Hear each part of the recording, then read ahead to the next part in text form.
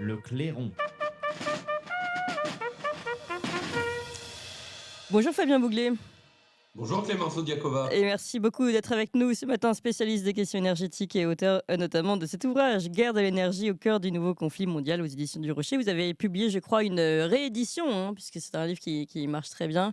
Donc une édition augmentée et puis mise à jour avec les dernières informations. Et il faut dire que toutes les informations qui tombent vont exactement dans le sens de cette guerre que vous décriviez dans votre livre. Alors vous avez fait grand bruit, Fabien Bouglet, le buzz, comme on dit, avec une affirmation prononcée au micro d'André Berkoff, qu'on connaît bien ici, jeudi 2 mai. Avant de vous redonner la parole, je vais vous passer cet extrait, donc sur des ondes que vous connaissez bien, chers amis.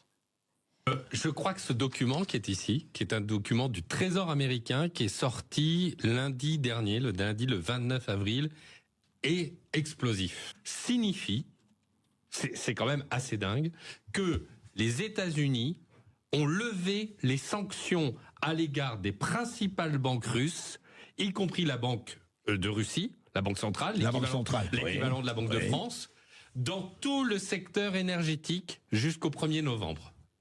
C'est absolument historique. C'est tout le secteur énergétique pour lequel il peut y avoir des échanges bancaires entre la Russie et les États-Unis. Alors, et depuis, ça a été repris de partout, grand bruit. Libération a réagi, comme souvent après un Check News réagit, pour dire est-ce que c'est vrai, est-ce que c'est faux. En fait, ils disent pas exactement, parce qu'en fait, mais en disant pas exactement, ils renforcent même votre information, Fabien Bouglet. Oui, tout à fait. Il faut expliquer un petit peu les étapes. En fait, j'ai découvert ce document qui est ici, qui est un document du Bureau des actifs étrangers et notamment du Trésor américain. Donc, on trouve sur Internet et qui est une source primaire, comme on dit dans le jargon de l'enquête des médias. Et ce document, ce document explique qu'à compter du 29 avril, toutes les sanctions sont levées dans le secteur énergétique entre les États-Unis et la Russie. Ça veut dire simplement que les États-Unis peuvent faire dans tout le domaine énergétique, les domaines énergétiques, ça veut dire le gaz, le pétrole, le nucléaire, l'uranium, enfin bref, tout le secteur énergétique, peuvent faire des transactions avec les banques russes. Oui. Ça, c'est la première étape. C'est ce que j'ai découvert. Donc, en réalité, on va commenter après, allez-y. Oui. Voilà, en réalité, donc je fais cette intervention chez André Berkoff qui a effectivement fait énormément de bruit parce que c'est quand même incroyable. Il faut expliquer dans quel contexte on se trouve, puisque actuellement aux États-Unis, ils sont en train de prévoir, les Américains, des lois extraterritoriales pour sanctionner la filière nucléaire française dans sa relation avec la Russie. Donc on comprend bien le paradoxe qu'il y a à ce que les États-Unis sanctionnent la France dans son domaine nucléaire et en même temps lèvent les sanctions bancaires énergétiques avec la Russie. Et on va expliquer pourquoi ils ont levé les sanctions. Oui. Et par ailleurs, une heure ou 2 heures après, je trouve une information sur Twitter qui modifie légèrement mon propos parce qu'effectivement, c'est des informations qui arrivent rapidement et en fait qui explique que c'est pas simplement une levée des sanctions à compter du 29 avril, mais qu'en fait le 29 avril, c'est une prorogation d'une levée des sanctions qui est intervenue depuis le début de la guerre en Ukraine. Oui, donc depuis le début des sanctions. Donc en fait, quand on résume cette histoire qui est quand même dingue, c'est depuis le début des sanctions qu'on doit tous mettre en place, nous occidentaux, contre la Russie. Les Américains se sont bien gardés de les mettre en place, quoi. C'est ça. Exactement.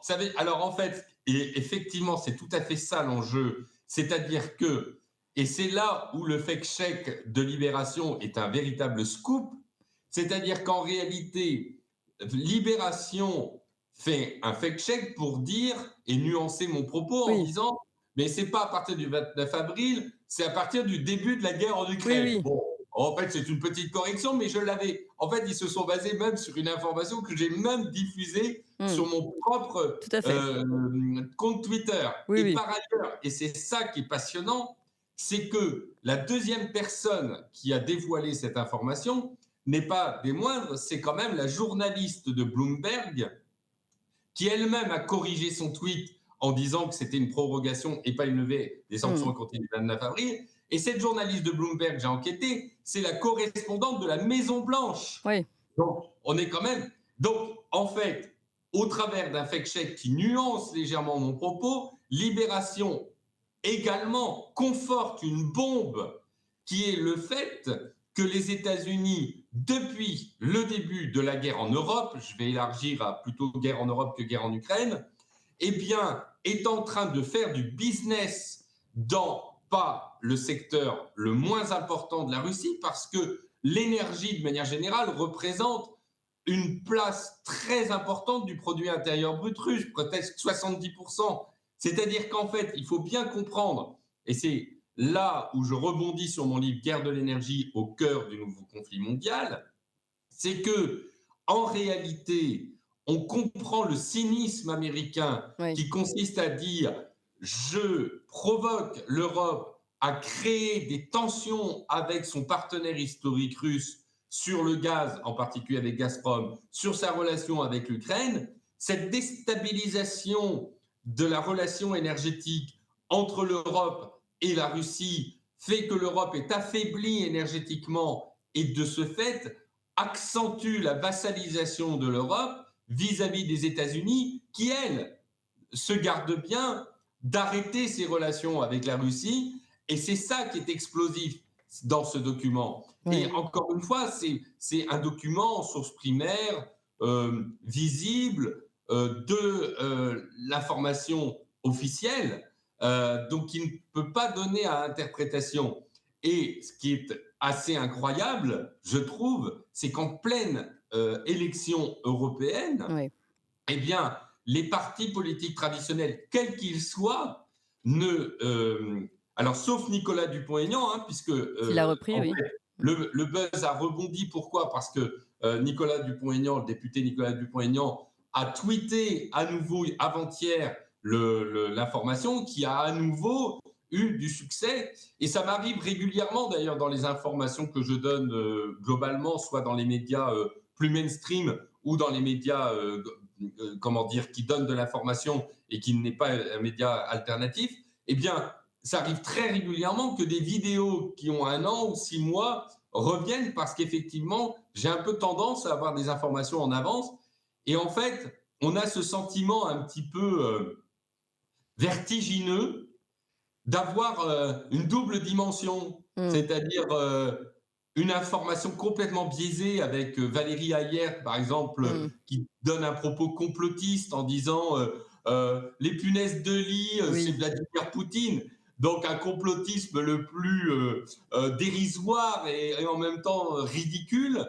Et en même temps, d'un autre côté, et donc un déni de réalité dans cette vision politique, et en même temps, une réalité brute, crue, qui devrait susciter une réaction au moins française et au moins européenne. Bien sûr. Et c'est ça qui est terrifiant.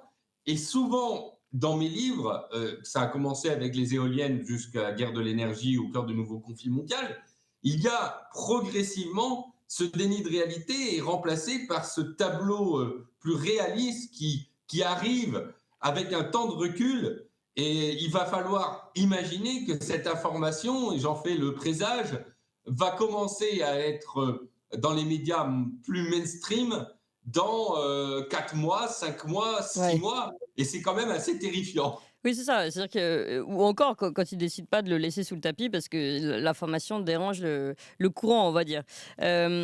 Autre sujet qui va toujours dans le même sens, hein, c'est pour ça que c'est intéressant de le prendre aussi. Pour le coup, c'est une enquête du Canard enchaîné cette fois-ci, du 27 mars dernier, qui révèle les coulisses d'une possible offensive américaine qui vise à briser l'alliance stratégique entre Framatome, entreprise française donc, et Rosatom, le géant russe du nucléaire civil, pour forcer un changement de fournisseur au profit de l'américain, évidemment là, hein, Westinghouse.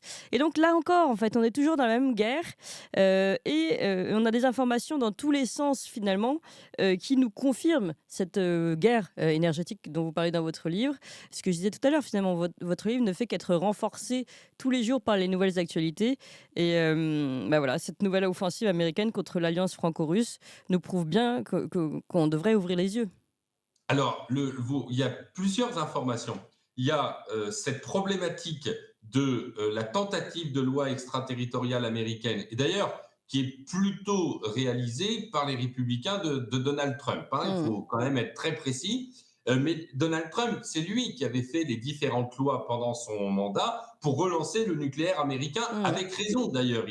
On peut pas, lui, les Non mais Américains, eux, ils ils jouent jouent leur leur partie, partition. Hein. oui, bah bien sûr. Voilà, les Russes, ils jouent leur partition. Si la France et l'Europe euh, et, elle fait un déni de réalité, s'affaiblit, crée ses propres troubles pour se déstabiliser, s'affaiblir, c'est son problème.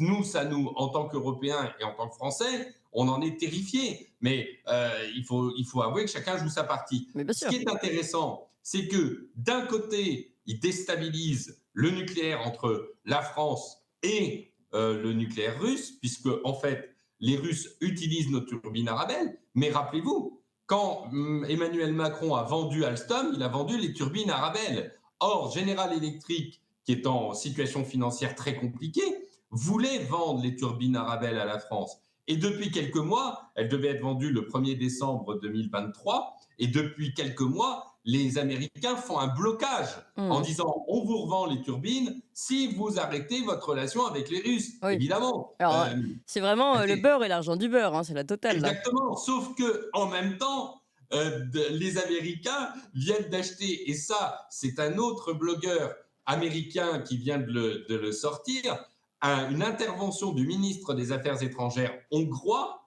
qui explique que en réalité, les États-Unis ont acheté pour 1 milliard d'euros d'uranium enrichi provenant de Russie.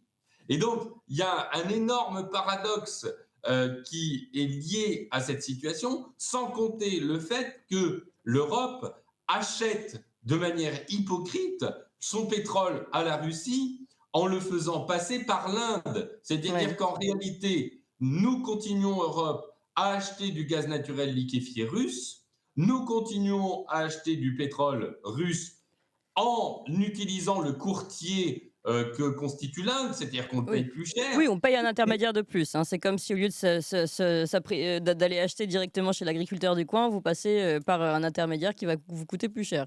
Exactement. Et tout ça, c'est pourquoi tout ça? C'est parce que, en réalité, au travers de cette tension territoriale qu'il y a en Ukraine, c'est un bon prétexte pour les États-Unis d'exiger de son vassal, l'Europe, de faire des sanctions européennes qui n'ont qu'une vocation, c'est détruire l'économie européenne et la rendre beaucoup plus dépendante du système énergétique américain. Et du système énergétique américain, du gaz naturel liquéfié américain. Et dans ce contexte, les États-Unis et l'Allemagne ont un intérêt commun à empêcher la France à développer son nucléaire et à le contraindre à faire des énergies intermittentes comme les panneaux solaires ou les Mmh. éoliennes, Mmh. parce que ces systèmes énergétiques sont évidemment instables, ne sont pas productifs et Oui. donc nécessitent des backups au gaz. Et si la France développait de manière beaucoup plus forte son nucléaire, comme vient d'ailleurs le dire Bruno Le Maire à Versailles en disant toutes les entreprises veulent venir en France parce que nous avons du nucléaire décarboné. Mmh. Eh bien, somme toute, continuons cette politique de nucléaire décarboné.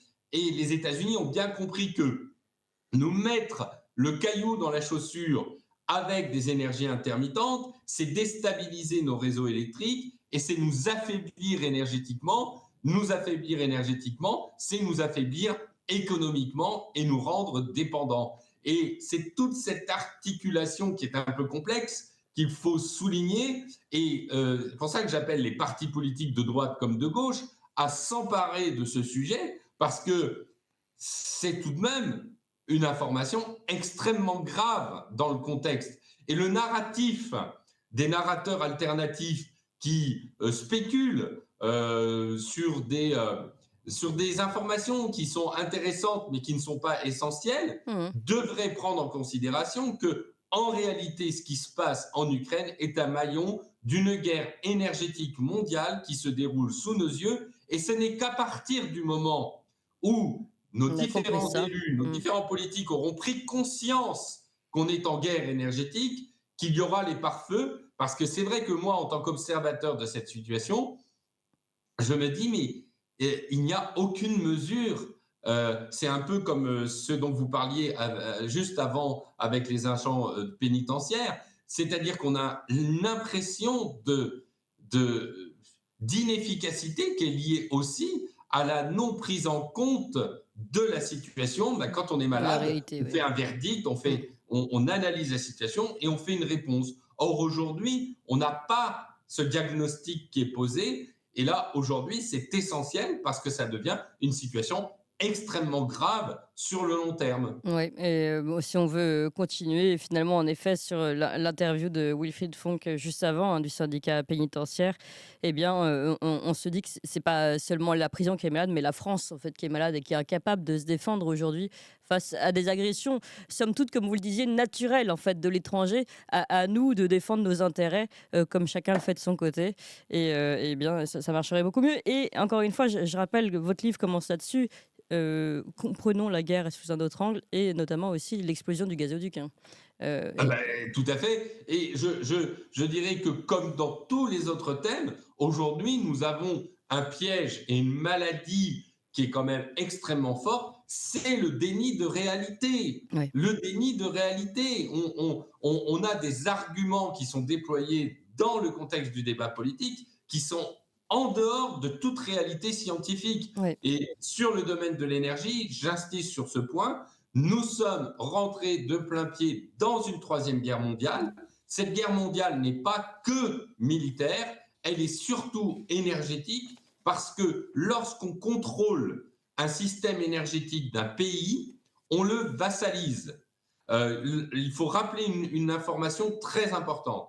Les États-Unis, depuis 2016 et depuis très longtemps pour la Russie, sont indépendants énergétiquement, c'est-à-dire qu'elles n'ont pas besoin d'importation d'énergie venant d'ailleurs. Tandis que l'Europe doit importer 55% de sa consommation en énergie. Évidemment, ça rend l'Europe particulièrement fragile et faible par rapport à ses fournisseurs. Qui sont ses fournisseurs? Mmh. Et c'est d'un côté les Russes, de l'autre côté les Américains. Et pour continuer cette vassalisation politique par le système énergétique, les vassalisateurs, si je puis dire, n'ont pas intérêt à créer cette indépendance. Or, il faut rappeler une information essentielle. L'Union européenne, la communauté européenne, est née en 1957, Oui. après la guerre du canal de Suez, lorsque Nasser a voulu nationaliser le canal de Suez, ce qui a compromis les approvisionnements énergétiques des pays d'Europe. Les pays d'Europe s'unissent, les 6 pays d'Europe s'unissent et créent la communauté européenne de l'énergie atomique. Pourquoi? Justement pour se détacher de la dépendance aux énergies fossiles Mmh. que le canal de Suez est en train de mettre en place. Et d'ailleurs, qui a empêché que la Grande-Bretagne, Israël et la France gagnent cette guerre en Égypte? Hein? Eh bien, c'est la Mmh. Russie, l'Union soviétique et les États-Unis qui diplomatiquement ont demandé aux pays qui avaient gagné la guerre militaire de laisser Nasser au pouvoir parce qu'ils avaient bien compris qu'en contrôlant ce canal de Suez, ils contrôlaient l'approvisionnement énergétique de l'Europe. Voilà, On y est relisons encore. l'histoire, ouais. On y est encore. Mmh. Or, l'Europe est née par cette communauté européenne de l'énergie atomique, et c'est pour ça que je dis depuis le début que la seule solution pour l'Europe, c'est de revenir à ses fondamentaux structurels d'origine, à savoir le développement de l'énergie atomique par une Europe des nations souveraines qui utilise le nucléaire pour assurer son indépendance énergétique par rapport à ces grands fournisseurs qui cherchent à la vassaliser. Mais on en est Voilà, très donc loin, les Fabien Bouglet, mais on a bien entendu en tout cas, et se rappeler de l'histoire aussi permettrait de mieux comprendre ce qui se passe aujourd'hui pour ceux qui le souhaitent. Merci beaucoup Fabien Bouglet. Je rappelle votre livre donc et sa réédition, Guerre de l'énergie au cœur du nouveau conflit mondial.